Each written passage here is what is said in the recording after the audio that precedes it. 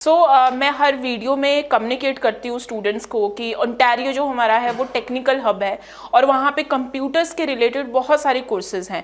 तो अगर मैं सॉफ्टवेयर स्किल्स की बात करूँ तो आपके पास कौन से स्किल्स होने चाहिए जिसमें आपको जो जॉब की अपॉर्चुनिटीज़ हैं वो ज़्यादा मिले।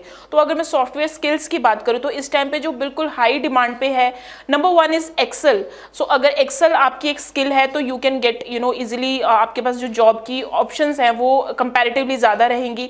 नंबर 2 पे आता है वर्ड एंड नंबर 3 पे आता है पीपीटी।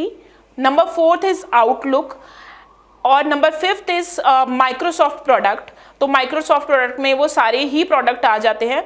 उसके बाद AI, artificial intelligence and the last is CRM।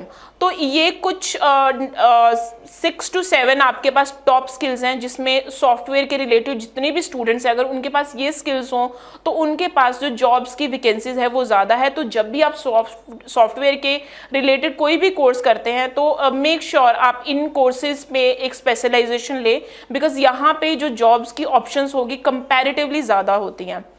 अगर हम बात करें, ये तो रही सॉफ्टवेयर स्किल्स की बात, उसके अलावा कुछ ऐसी भी स्किल्स हैं कनाडा में, तो अगर आपके पास वो स्किल्स हैं तो आपके पास जॉब अपॉर्चुनिटीज़ कंपैरेटिवली ज़्यादा होती हैं।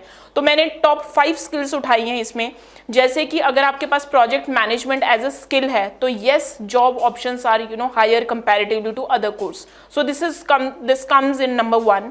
नंबर 2 है आपके पास कस्टमर सर्विसेज के रिलेटेड अगर आपके पास स्किल है तो again the job opportunities are like higher than comparatively other courses. उसके बाद है एनालिटिकल स्किल्स, जिसमें आपके डाटा एनालिटिक्स के रिलेटेड कोर्सेज आ जाते हैं। तो एनालिटिक्स स्किल अगर आपके पास हो तो again the job chances are high.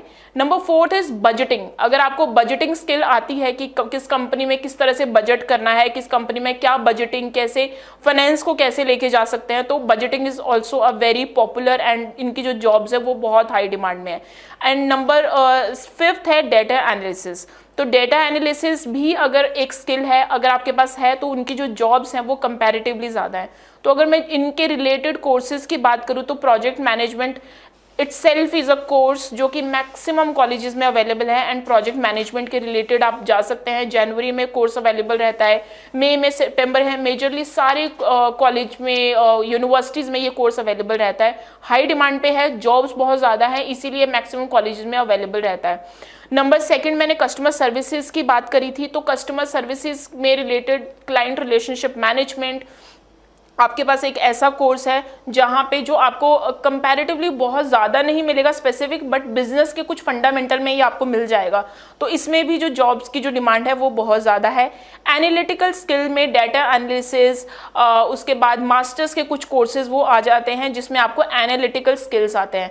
Number 4 जो मैंने आपको बजटिंग बताया था तो उसमें आपको फाइनेंस के रिलेटेड कोर्सेज और मे बी आपके जितने भी आपके प्रोफेशनल अकाउंटिंग, आपको बजटिंग करनी आ जाती है एक स्पेसिफिक कंपनी की, तो again that's in high demand. And number 5 is data analysis. So data analysis के रिलेटेड भी बहुत सारे कोर्सेज हैं कनाडा में जो इटसेल्फ डेटा साइंस के रिलेटेड है, may be masters in data analysis आपको मिल जाते हैं। तो ये सारे के सारे जो कोर्सेज हैं जनवरी इनटेक में अभी भी अवेलेबल है। आप स्पेसिफिक स्किल्स लेके जाते हो, जॉब्स की कमी नहीं है। आप रेंडम कोई भी कोर्स लेके जाते हो तो जॉब्स के लिए थोड़े से कंपैरेटिवली इश्यूज हैं। तो यहीं से आप प्रिपेयर होके जाइए कि मुझे कौन सा कोर्स करना है, सो दैट आपको आने वाले टाइम में जॉब्स जो है वो आपको जॉब ढूंढने के लिए ऐसा प्रॉब्लम ना आए। Thank you.